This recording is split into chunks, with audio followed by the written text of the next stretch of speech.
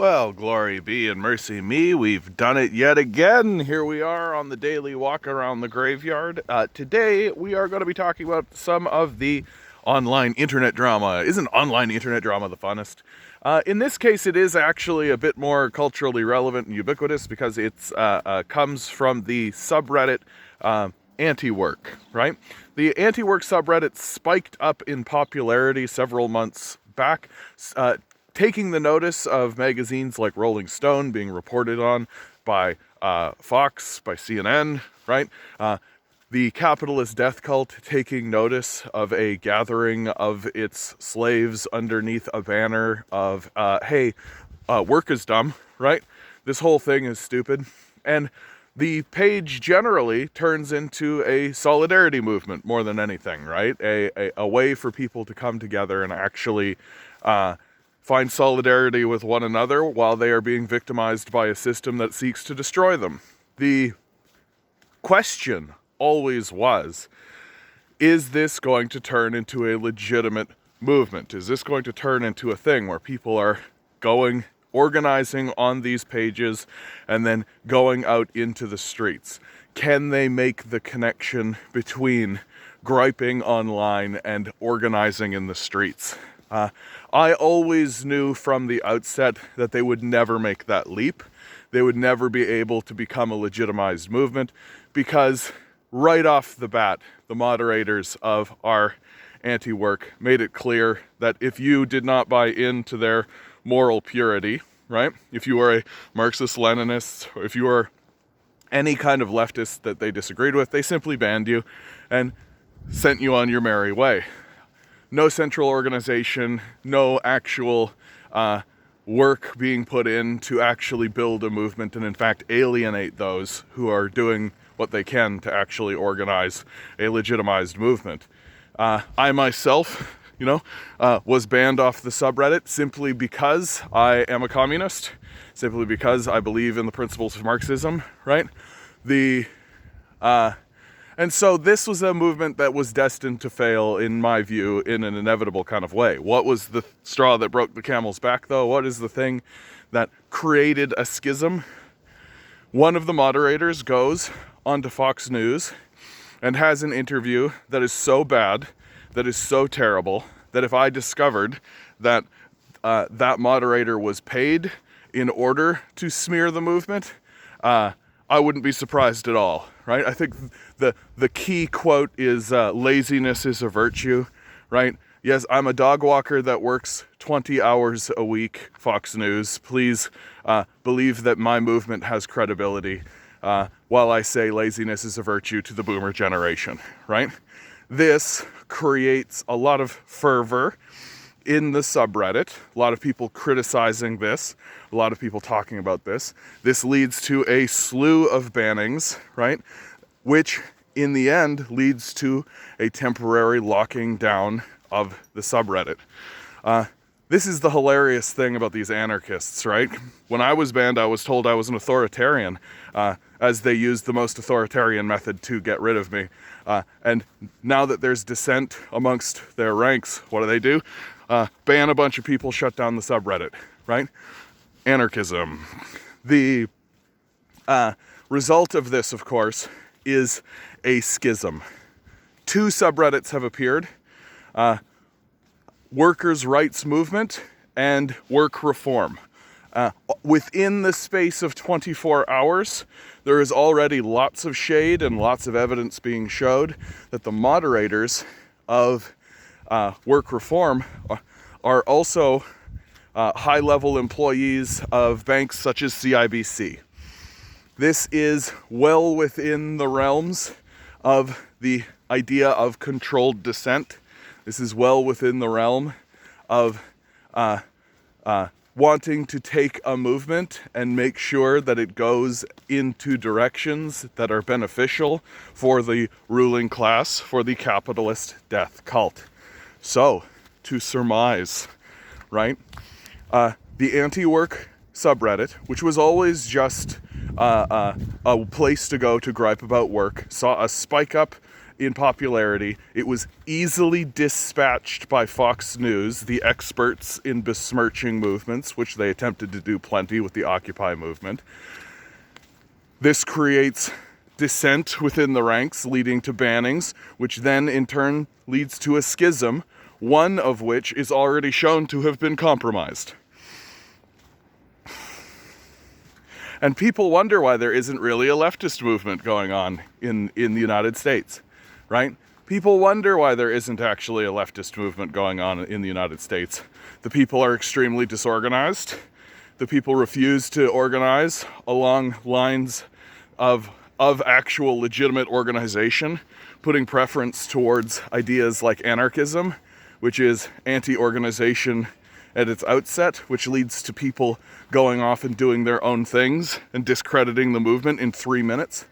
And then, on top of all of this, it's the clearest example I've seen here in the United States in quite some time of the power structure actively working to take over a movement, right? To take over the movement, to discredit the movement, to do everything it can to funnel the movement into irrelevant channels. Because where it doesn't want people to go, what it doesn't want people to do is to surround the halls of power.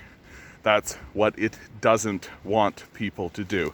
It never wants people, like these truckers, for example, who are revealing by the day that they are connected to far-right neo-Nazi groups, things like this.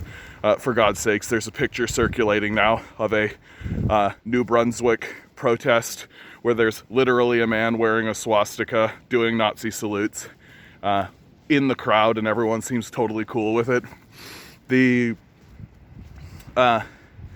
But these guys are gaining national headlines.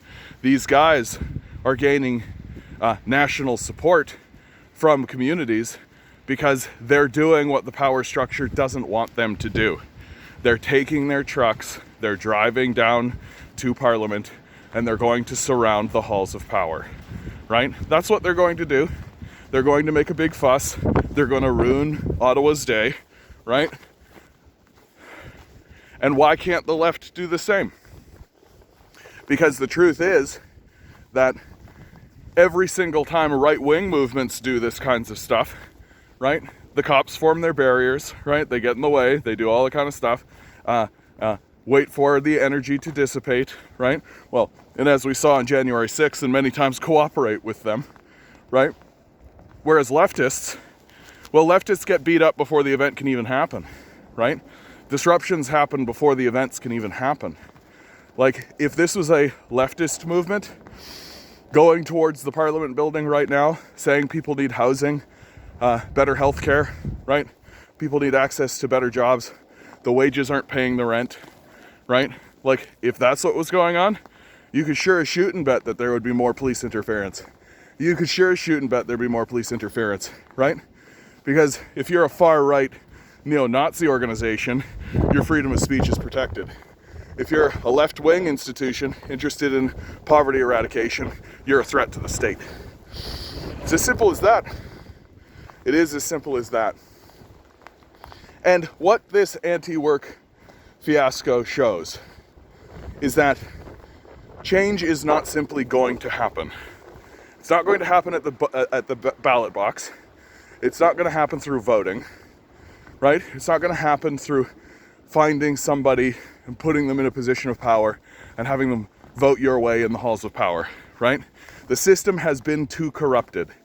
The wealth of the billionaire class, of the psychopath class, of the capitalist death cult has become too overwhelming and has overwhelmed the system.